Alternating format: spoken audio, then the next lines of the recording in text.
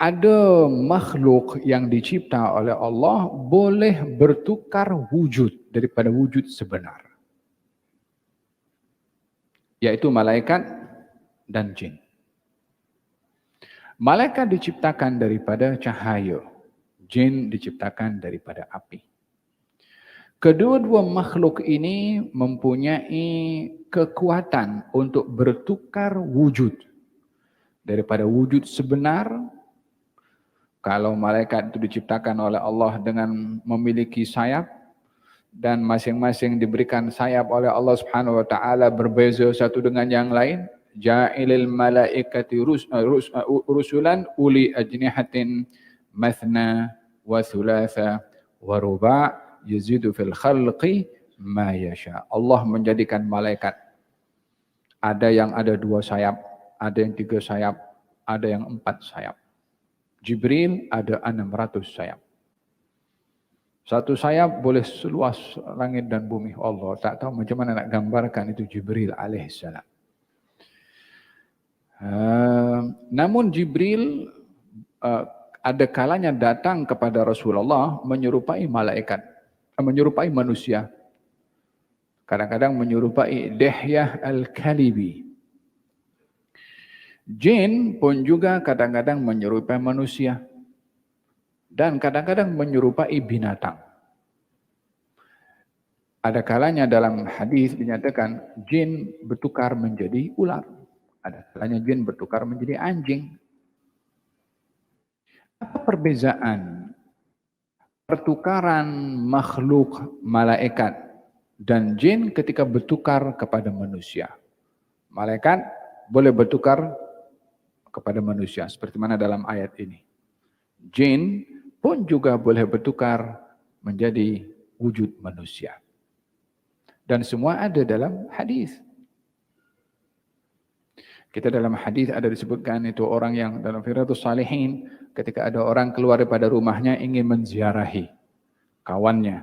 Kemudian datang seorang malaikat diutus oleh Allah menyerupai manusia.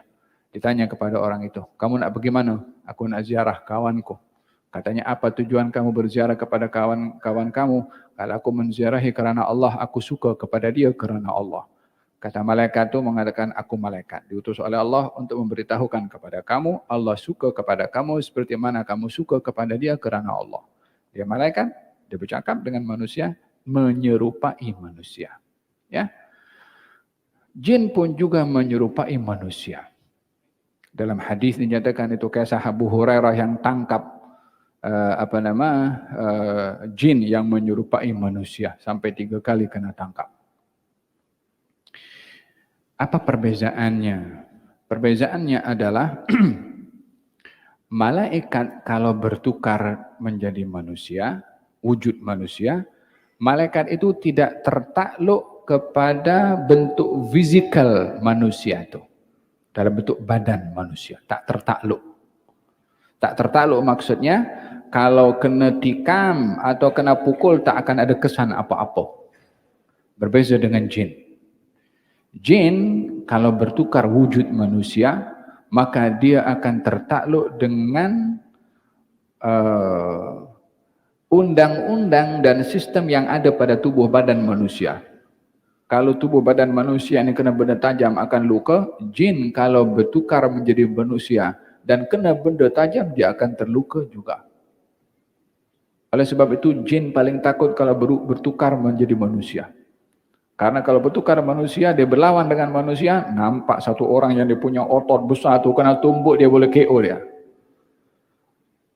Sebab dia tertakluk dengan tubuh badan yang dia bertukar dengan wujud tertentu. Hal ini pernah berlaku di zaman Nabi SAW. Yaitu ketika Sayyidina Abu Hurairah ditugaskan sebagai penjaga stok yang menjaga makanan. Satu hari ada orang datang mencuri, maka ditangkap oleh Abu Hurairah. Katanya aku akan laporkan kamu kepada Rasulullah. Maka dia pun mengatakan, aku minta maaf, aku orang susah, aku miskin, aku lapar. Macam-macam punya helah dan tipu muslihat. Katanya aku tak akan ulang balik untuk mencuri. Karena dia janji. Maka dilepaskan oleh Abu Hurairah memaafkan kepadanya. Esok jumpa dengan Nabi. Kata Nabi, Abu Hurairah, orang yang kau tangkap semalam macam mana? Kata Abu Hurairah, ya Rasulullah, dia mengadu, dia seorang yang susah dan meminta maaf dan dia berjanji tak akan mengulang balik. Kata Nabi, malam dia akan balik lagi, dia curi lagi. Maka datang Abu Hurairah beritahu kalau oleh Nabi kalau dia akan balik, maka standby malam tu. Maka betul lah orang itu balik, orang yang sama, tangkap kali yang kedua. Maka tipu muslihat kali yang kedua lebih canggih daripada yang pertama. Memang dia penipu besar. Dilepaskan kali yang kedua. Kata Nabi, apa jadi dengan orang kau tangkap semalam? Katanya Rasulullah, dia pun terpaksa. Akhirnya kata Nabi, dia akan balik lagi kali yang ketiga. Maka kali yang ketiga ditangkap, kata Abu Hurairah, kali ini aku tak akan lepaskan engkau. Maka kata orang itu mengatakan, aku bagi tahu kepada engkau satu amalan yang kalau engkau lakukan, syaitan tidak akan mendekati kepada engkau. Tapi dengan cara engkau lepaskan aku. Kata Abu Hurairah, okeylah, daripada nak dapatkan satu hal yang boleh tak didekati oleh syaitan. Maka katanya kalau kamu hendak tidur, baca ayat kursi. Maka kamu tidak akan didekati oleh syaitan. Ya subhanallah. Kata esok keesokan harinya ketika jumpa dengan baginda Rasulullah, diceritakan oleh Abu Hurairah, kata Nabi, sadaqaka wa huwa kadzub. Apa yang dia cakap, dia betul. Tapi dia penipu. Ya Abu Hurairah, engkau tahu siapa orang kau tangkap beberapa waktu ini? Kata Abu Hurairah, Allah dan Rasulnya yang tahu. Kata Nabi, itu adalah syaitan. Persoalannya, macam mana syaitan boleh beritahu sesuatu yang boleh memudaratkan kepada dirinya sendiri? Ini penghinaan yang Allah berikan kepada syaitan. Sehingga dia beritahukan rahasia secara terpaksa dia bagi tahu. Untuk dihina oleh Allah Subhanahu wa taala, sehingga sesuatu yang kalau tak diberitahu justru memberi peluang kepada syaitan, tapi karena Allah berkehendak untuk menghinanya, dia bagi tahu sesuatu yang memudaratkan kepada dirinya sendiri. Maka dia bagi tahu. Kata Nabi, apa yang dikata itu betul walaupun dia penipu.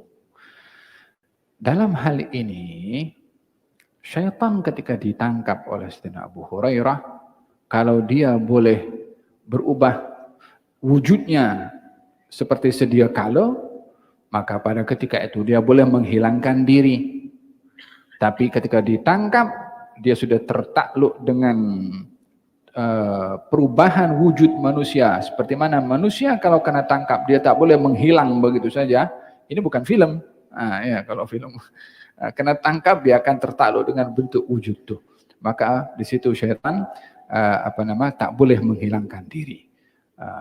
Oleh sebab yang demikian, kata Syekh Muhammad Mutawalli Sya'rawi, perubahan yang paling ditakuti oleh syaitan atau oleh jin adalah kalau berubah manusia. Karena kalau berhadapan dengan manusia yang lebih gagah, dia kena sekali, boleh KO. Sebab kalau sudah berubah dengan wujud manusia, dia akan tertakluk dengan wujud tersebut. Hadza berkenaan dengan, tapi malaikat tidak. Malaikat tidak demikian. Tidak tertakluk dengan perubahan wujud manusia. Tapi ada juga yang mengatakan malaikat pun kalau bertukar dengan wujud manusia, dia boleh tertakluk juga dengan wujud manusia. Ini kalau kena pukul, dia akan terkesan kepadanya seperti mana manusia boleh terkesan. Hal ini pernah berlaku kepada Nabi Musa alaihissalam. Nabi Musa alaihissalam didatangi oleh malaikat. Katanya, ajib rabbak, engkau sambut panggilan Tuhanmu. Maksudnya, matilah engkau karena engkau akan dipanggil oleh Tuhan. Ditampar oleh Nabi Musa alaihissalam. Ditampar, dalam riwayat itu dinyatakan matanya terkeluar. Malaikat pergi jumpa dengan Allah Subhanahu wa taala. Ya Rabb, engkau utus aku kepada orang yang tak nak mati. Maka Allah berfirman kepada malaikat, ini hadis dalam Sahih Bukhari sangatnya. beritahu kepada malaikat itu, sampaikan kepada Nabi Musa supaya meletakkan telapak tangannya pada tubuh badan lembu. Sebanyak mana bulu yang tertutup dengan telapak tangannya akan ditambahkan umur oleh Allah Subhanahu wa taala sebanyak jumlah bulu yang ada pada tubuh badan lembu. Maka ketika diberitahukan oleh malaikat kepada Nabi Musa, kata Nabi Musa, selepas itu apa? Selepas itu matilah, tak akan orang nak kekal. Kata Nabi Musa, kalau begitu sekarang saja. Faham dong? Sudah lama hadis ini ada menunjukkan keberkesanan sesuatu kepada tubuh badan malaikat kalau menyerupai manusia bila kena macam pukulan atau hentakan, kesannya itu akan kena seperti mana manusia pun juga akan terkesan dengan hentakan atau pukulan.